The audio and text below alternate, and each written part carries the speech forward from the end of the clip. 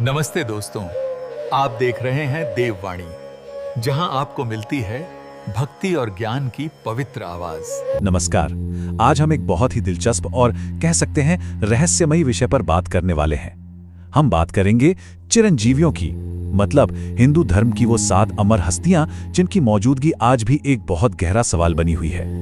और इन सब में एक सवाल है जो शायद सबसे ज्यादा पूछा जाता है, जो मन में आता है, वो ये कि क्या हनुमान जी आज भी जीवित हैं? ये एक ऐसा सवाल है जो सदियों से भक्तों को और जानने की इच्छा रखने वालों को अपनी तरफ खींचता रहा है।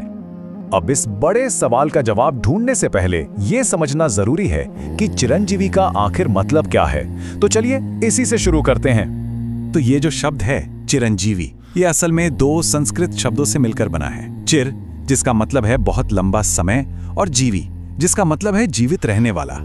तो इसका सीधा सा मतलब हुआ वो जो एक असाधारण रूप से लंबे समय तक जीवित रहते हैं और सामान्य लोगों की तरह मृत्यु के चक्र में नहीं बंधे हैं। हमारे धर्म ग्रंथों में ऐसी 7 महान हस्तियों का जिक्र मिलता है जिन्हें अमरता का वरदान मिला या कुछ मामलों में श्राप मिला, और इनकी संख्या है 7।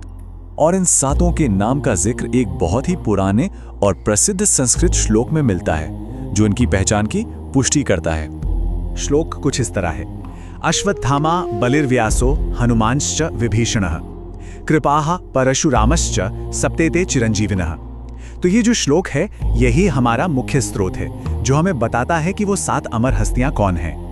तो इस श्लोक के हिसाब से ये हैं वो 7 चिरंजीवी: अश्वत्थामा, राजा बलि, वेदव्यास, हनुमान, विभीषण, कृपाचार्य और भगवान परशुराम।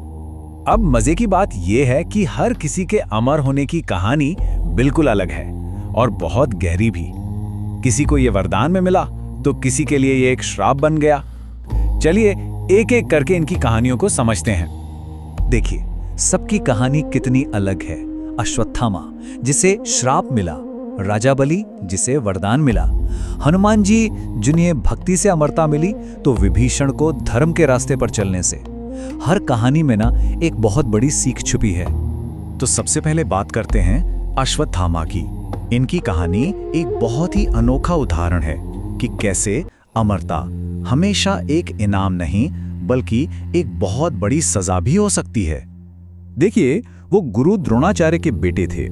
महाभारत का युद्ध खत्म होने के बाद उन्होंने गुस्से में आकर पांडवों के सोते हुए बच्चों को मार डाला, और इसी भयानक अपराध की सजा के तौर पर भगवान कृष्ण ने उन्हें श्राप दिया कि वो हजारों साल तक पृथ्वी पर भटकते रहेंगे, अपने घावों की तकलीफ सहते हुए। अब अश्वत्थामा की कहानी से बिल्कुल उलट, एकदम विपरीत कहानी है राजा बलि की। इनकी अमरता का कारण था इनकी उदारता और इनकी अटूट आस्था। राजा बलि ना अपने दान पुण्य के लिए बहुत मशहूर थे। जब भगवान विष्णु ने वामन अवतार लेकर उनसे सिर्फ 3 कदम जमीन मांगी तो उन्होंने अपना सर ही आगे कर दिया। सोचिए, और उनकी इसी भक्ति से खुश होकर भगवान विष्णु ने उन्हें अमरता का वरदान दिया। यहां तक तो ठीक है, लेकिन अब एक बहुत बड़ा सवाल उठता है।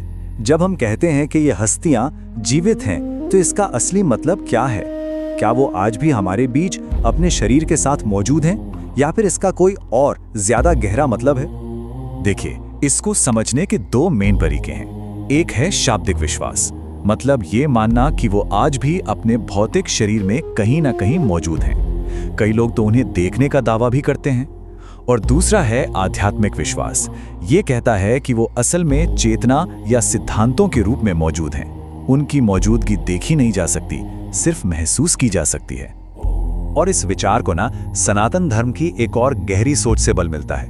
वो ये कि यहाँ समय एक सीधी रेखा में नहीं चलता, बल्कि एक चक्र, एक साइकिल की तरह है। तो मौत कोई अंत नहीं है, सिर्फ एक पड़ाव है, एक बदलाव है।